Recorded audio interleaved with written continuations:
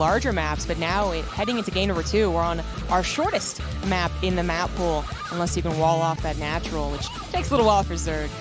It's game number 2 in the top right, taking that last game when maybe he wasn't supposed to. It is the red Zerg, Rogue.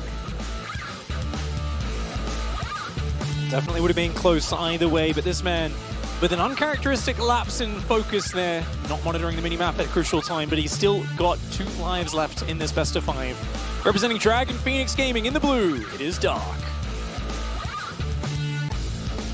And this actually starts this series eerily similar to the one they played in December, weirdly enough. We did have some early aggression from Rogue, catch Dark off guard, and while Rogue continued to really be the aggressor, Dark was able to kind of like rebalance and find his footing and do okay. Even on Zen, by the way, which he did go for a Roach wall off in the natural. It can happen eventually, you know, when the creep actually spreads out. But the idea with Zen is that, especially with ZvZ, so focused on lings, they can actually fit through these mineral patches and utilize how quick you are natural to natural. And we saw that big attack from Solar earlier today. Big Roach bust was the one map he managed to sneak off Dark. Roach's Banelings, +1 range, of 44 workers. It's one of those ones that, not the fastest or sharpest attack, but one of the ones where it's very surprising because it looks identical to a macro build. We'll have to see what Rogue has in store for us. It is kind of funny, actually, that Zen is the fastest rush distance on the pool with the craziest paths. It's probably the most stressful map for players to actually play on. Yes. Despite the nice little ponds with koi fish kind of on the sides of the map and that sort of thing. It's not Zen at all. This is a really big lie, okay? Like, it's a bamboozle, but it is one of those things where it's a little more stressful, I think, for matchups that depend on those 2 grid space units that can't actually get through the middle. Funnily enough, for ZvZ, yeah, they can actually utilize the middle for quite some time. But as I said, Dark, as you have actually pointed out as well, like Dark was playing more the macro defensive style in his previous series versus Rogue, and you just pointed out that Dark has just been playing that for the tournament, for IEM, and I kind of expect him to do the same because he did not have a terrible position. That last game was not determined from the get-go. He could certainly have made something out of that. Interestingly, Dark's sling speed started up about 5-6 seconds later than when he had 100 gas, and makes me wonder, but I think it was just a slight little error there. Just slightly late start on that. Gives Rogue a bit of an edge on the ling speed.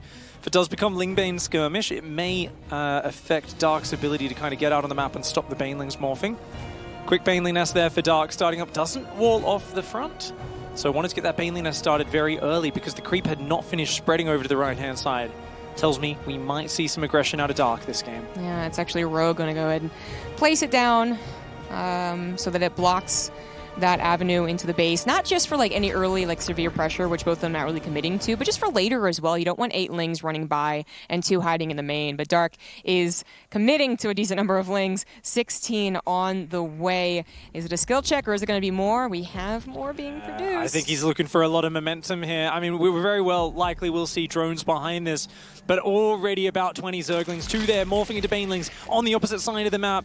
And Rogue here sees them coming out. He's got to make a lot of Zerglings and Banelings. He's got to get all his queens to the front now. He's already making 4 Banelings. A 3rd queen starts up. Actually, it's a 4th queen. 3 queens already at the front. Very quick response here from Rogue. Yeah, I think he might just be fine here. We'll see how the micro goes. Queen certainly can help out. They can target fire down the Banelings so that your lings don't have to try, but they also can get surrounded, and that's where Rogue's Banelings have to come in. Good micro. Still got 3 Banes up there, shepherding those queens. The queens, of course, kind of working like snipers in this situation, focusing down the enemy Banelings, and the Banelings are just really the ones that protect them. They just guard their back, make sure the Zerglings can't focus in an already a perfect defense. I mean, this is not a great map for a Ling Bane pressure because that other path gets shut down. You can see the way Rogue just was able to keep this focused in one tight area and really just shuts down the pressure, holds, goes back to droning. It's not too bad because Dark didn't throw the units away. He's still got map presence here, and of course the worker count's relatively even. But definitely something where I think he was hoping to catch Rogue being a little bit greedier there. Yeah, I think that's absolutely the case. I mean, he might have been planning this from the get-go. Another reason he didn't wall off his own side of the map, that choke, but it does not work out. Rogue has some excellent micro and certainly enough units. He did get an evolution chamber, I thought, and I was waiting to see that +1, and then the more I saw it not starting, I was like, hold on a second. He is getting a Roach Horn. It's Dark who got the later evolution chamber, but is starting the +1. Is Rogue going to get aggressive once again? We have a couple more overlords, no drones. He already has a high supply max.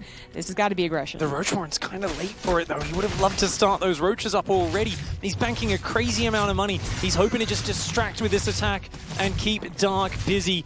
Dark, though, comes in 2 Banelings and says, hey, that's not that many workers. Yeah. And already giving signs of the aggression. 15 Roaches start up. Did Dark pay attention? His attention was split between 17 Roaches. This is a ridiculously committed attack. Wow, yeah, that's a lot to make at once this early on. I think you're right about the Roach Worm being just a little bit late. But that Spinecrawler is on the way. He did just finish up a round of drones, but I think he knows what's happening. Second Spinecrawler now on the way.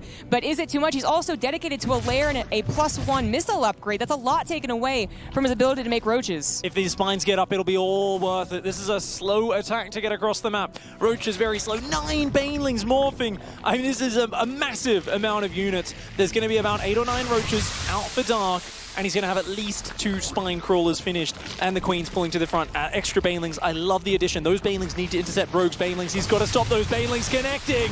He's going to go right for the Spine Crawlers. A couple of them are very close. He also grabs all of the Banelings. A huge concave of Roaches as Dark desperately tries to get his own, but 2 Spine Crawlers up, 1 very injured, a 3rd one on the way. Dark temporarily pulls his drones. Oh, he is going to fully commit with the drones. The Spine Crawler's not helping enough, it looks like, as Rogue starts to topple Dark's army supply. The Madman, an absolutely insane attack here from Rogue.